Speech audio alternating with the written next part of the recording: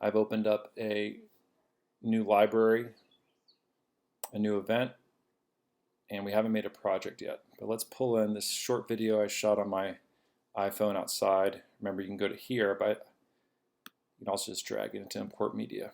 Okay. One thing you really want to look at before you start to mix a bunch of different clips your kids send you is this stuff in the info window. Mainly the audio sample rate. Now most of the time you're going to get 44.1 and also this is going to be 30p. If you have someone shooting video on one of the new iPhones, this might be even a higher resolution. Another thing you also want to remind your kids is to send the video with some sort of file sharing service like Dropbox or Google Drive or even through the cloud. If they email it to you or if they message it, text message it to you, those programs are going to compress that video and make the resolution a lot poorer. So to get the truest image, basically the original version of the video, the best way for them to send it to you is with some sort of file sharing service. So to get this video here, I shot it on my phone, and all I did was the airdrop to my computer, and it didn't take any time at all because this is only about 5 to 6 seconds long. And it's pretty good resolution, 1920 by 1080. And pretty much they're all going to be 30 frames per second. On the iPhones, especially, I know you can do this on iPhones, the newer ones especially, you can change that frame rate to 60 frames per second, I believe. You can even change it to 4K.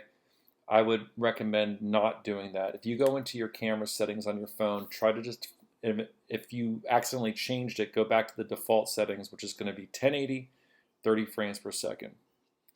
And the audio is going to be 44.1. Now that's going to be important for when we create our new project, but we're not there yet. Okay, so this is our clip. Remember, you can click here, click here, click here. I'm going to go very beginning. I'm going to click. I'm going to hit the space bar to play it. And this is just outside. And okay. So we're going to drop this into a project. I'm going to click on New Project. You can also go up here and do the double click or control click here and go to New Project, or you can just click down here. Now most of the time, if you're getting footage from phones, you can just do set based on first video clip properties. But if you want to make sure everything is going to be uniform, you can go to 1080p. HD. This resolution it was the same resolution as this pretty much, and 30p. Basically, I'm making this project have the same exact qualities as the original video that was over here. And also, a lot of times this is going to be set to 48. Well, these phones shoot at 44.1 audio sample rate. Basically, what we want to do is we want to match your project settings with what the original video settings are. That's going to be hard for you to do because you're going to be getting all of these different clips. So basically, you want to look at what settings most of your videos have and set the project to that. Now, if you don't want to even worry about that, just go to Use Automatic Settings and just hope for the best. But a lot of times, if you have a bunch of different clips and they all have different frame rates, different audio sample rates, you're trying to line them up, you'll line them up perfectly at the beginning. They all look like they're singing together or playing together, and then by the end, they will start to slip away from each other. Some might be a little bit faster than the others, and it'll drive you crazy. So that's why I like to use the custom settings and go to here. 1080p is usually good, 1920 by 1080. And then 30p, and then 44.1. And we'll just call this part 3. And okay. All right. So remember, you want to go on it until it goes yellow, and I'm going to drop it in. All this information is in the previous videos. I use this, or you can just click and drag. Brings it down. Notice it doesn't take any time to process it because the project settings are identical to the video settings. Remember, your video settings you can always check by going to I here. This is what we made. Okay, so let's get back to our project. Our project was made up here. And I'm going to get rid of this entire screen now. We don't need to see this anymore. Go up here, click. Okay, now let's talk about how we manipulate this video. We can make it smaller, larger. Kind of talked about that last time. Now we're also going to make this move a little bit. So the first thing we're going to do is I'm going to open this up. Remember to open it. You go to here and this, or let's get rid of that. Remember that shortcut is Command plus and minus. So let's open it up a little bit. I'm going to bring the timeline back to the beginning, or you can use your 2 fingers on your mouse pad, your trackpad. I kind of like to see the whole thing, so let's make it a little bit smaller. Okay, that's good. All right, there is no audio here. I mean, there's a little bit, but it was just the outside noise, so we don't have to worry about listening to it. Let's go back to the beginning, and let's go up to this, which is called your video inspector.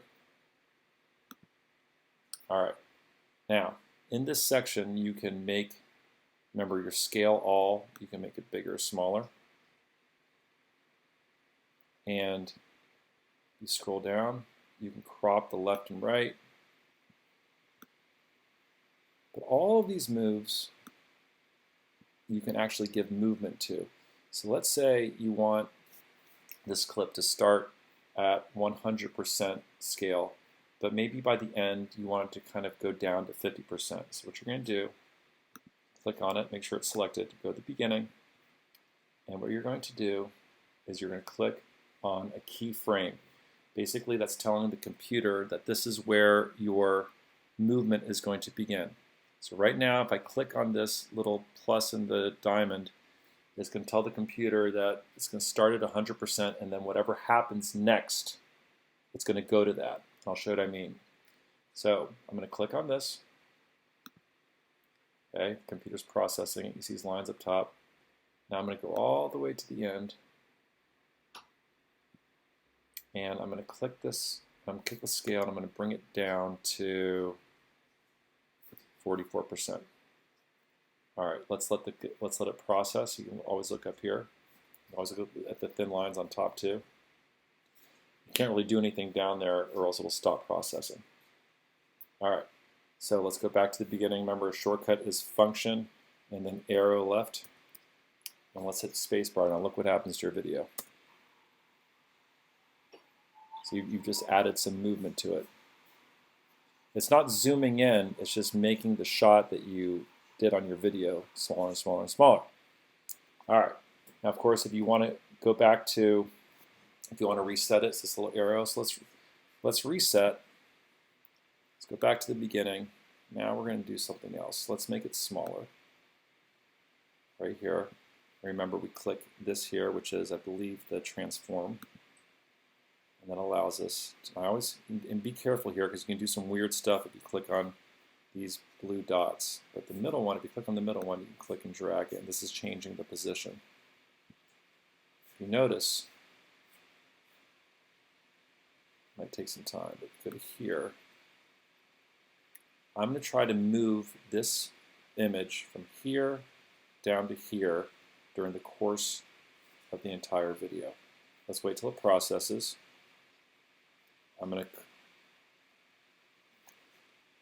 I'm going to go to the very end. Now, sometimes if you have another clip next to it, you can't see the very end. You'll see the next clip. That gets a little tricky. So what you want to do is you want to turn snapping off and maybe go right before it just to ensure that you're still seeing that video. All right. But let's go back to the beginning again because we forgot a step. Now, we're not changing the scale this time. This time we're going to be changing the position. So we're going to add our keyframe at the very beginning. We're going to drag to the end. We're going to turn snapping off. Very end. We still have transform selected. And we're going to click and we're going to drag. And notice that red line. That red line is showing you the movement. So that yellow line was the center. Let's go to right here. Click done. Wait for it to process.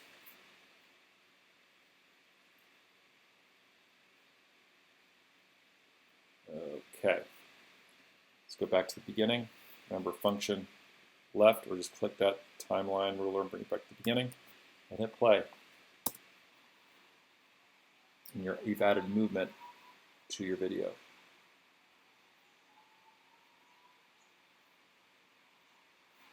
Now, all of these you can add that movement to using the keyframe function. Don't forget, reset goes back to the beginning. Let's get rid of it. Let's do one more. Reset my position.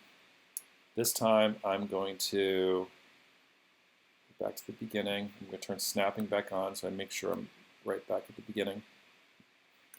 And I'm going to do a keyframe of the left and right crop.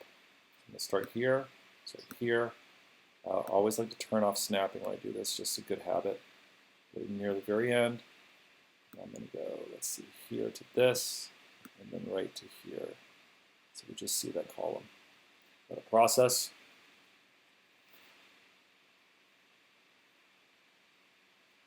We're waiting for that pie in the upper left-hand corner to fill in. Function left. Watch what happens. There's a bunch of different things you can do with this. Have fun with it. You can even mess with the effects too, and we'll get into the effects on a different lesson. Anyway, so yeah, so just play around with that, and I hope you enjoyed this how-to.